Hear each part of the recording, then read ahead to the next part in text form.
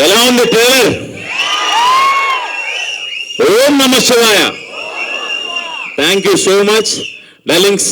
మీ ముగ్గురికి నా లైఫ్ అంతా రుణపడి ఉంటా. పిలవంగానే వచ్చారు. ఇందాక మా డార్లింగ్ అనిల్ గారు చెప్పినట్టు నేను ఎప్పుడు మీరు ఇంక సూపర్ అబ్బా, మీరు సూపర్ అబ్బా, మీ నెంబర్లు నా దగ్గర లేవు కదబ్బా, అందుకని వీళ్ళ గురించి చెప్తున్నారబ్బా.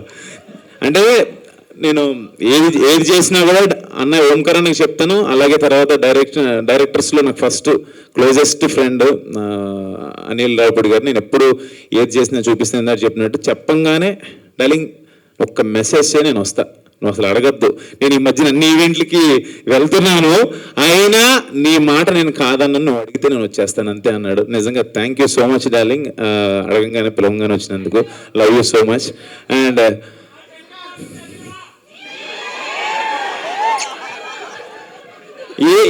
ఏమని చెప్పాలో తెలియదు మా తమ్ముడు. నిమిషం, అరే మీ అందరికి ఒక శాపం పెడుతున్నా.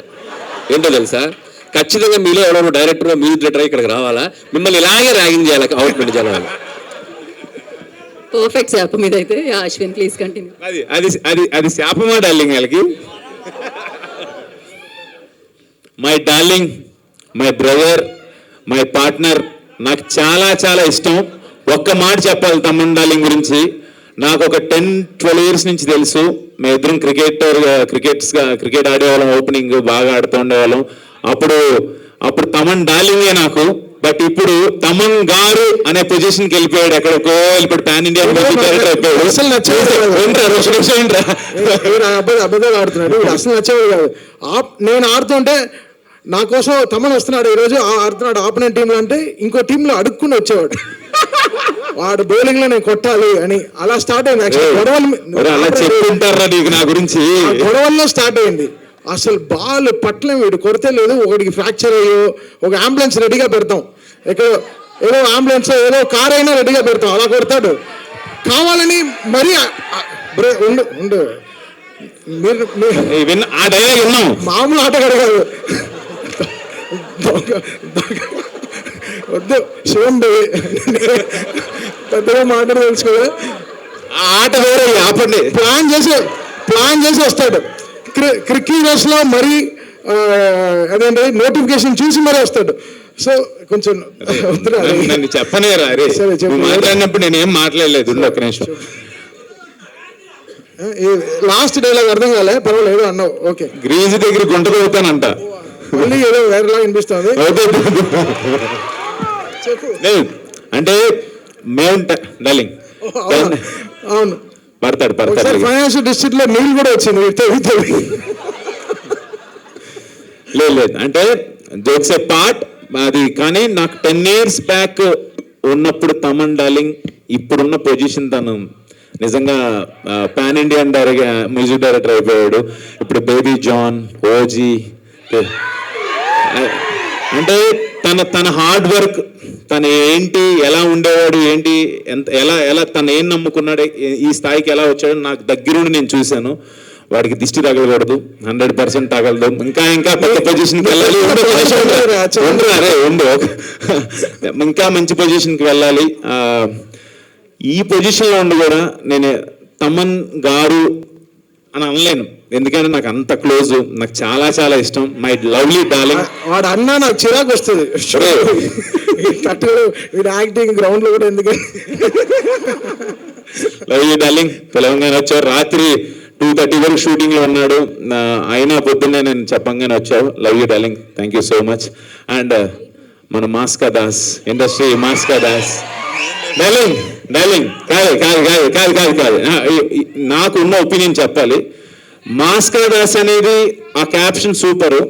బట్ డార్లింగ్ నీకున్న డేరింగ్ అండ్ డాషింగ్ ఇప్పుడున్న యంగ్ జనరేషన్లో ఎవరికి లేదు డార్లింగ్. నిజం అంటే ఇక్కడ ఏది అనిపిస్తే అది మాట్లాడతాడు, ఏది అనిపిస్తే అది చేస్తాడబ్బా. ఇదైతే సూపర్. నీకున్న బెస్ట్ క్వాలిటీ అది. అంటే అలా ఎలా మాట్లాడేస్తున్నాడు తను. అదే అంటే నువ్వు తీసుకున్న డెసిషన్స్ ఇప్పుడు అనుకుంటా మాట్లాడిన తర్వాత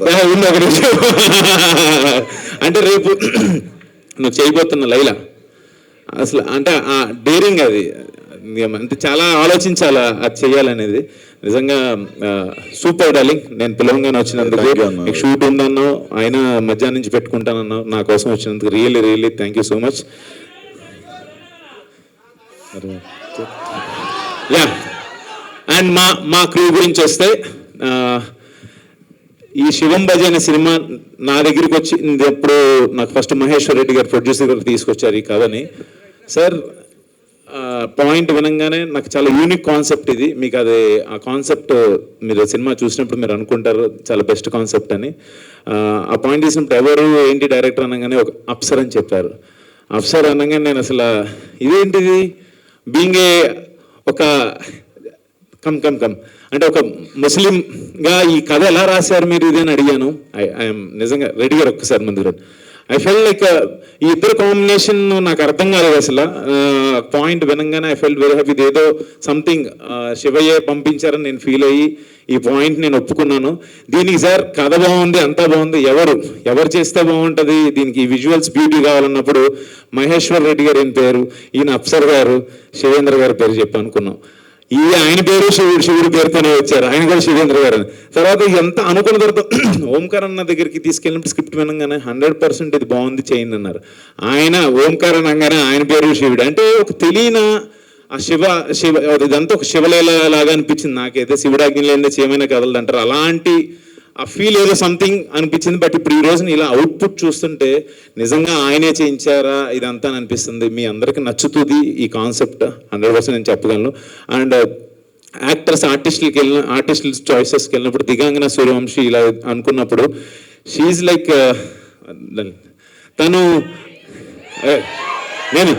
నేను దేవుడి గురించి మాట్లాడినా కూడా అంటే నేను ఇంకేం మాట్లాడినబ్బా, అమ్మో నిజమే డార్లింగ్, ఆ శాపం కరెక్టే డార్లింగ్, నువ్వు చెప్పిన శాపం కరెక్టే. లేదు తిన అంటే నువ్వు పర్సనల్ గా లైన్ లో నేర్పించినావు అని ఆమెనే చెప్పాను, అందుకే అరుస్తారు. వాళ్ళని ఎందుకు తక్కువ పట్టాలి చెప్పు. నేను ఎందాడు ఇదే చెప్పా, ఏది అనిపిస్తుంది మాట్లాడేస్తా, అదే డార్లింగ్ సూపర్.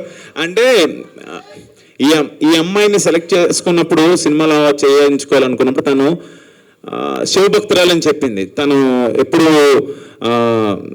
శివాలయాలకి వెళ్ళటం కానీ తను ఇదేనా కానీ తన ఇన్స్టాగ్రామ్ ఇది చూడంగానే అంటే ప్రతిదీ కూడా ఒక శివతత్వం కింద అనిపించింది.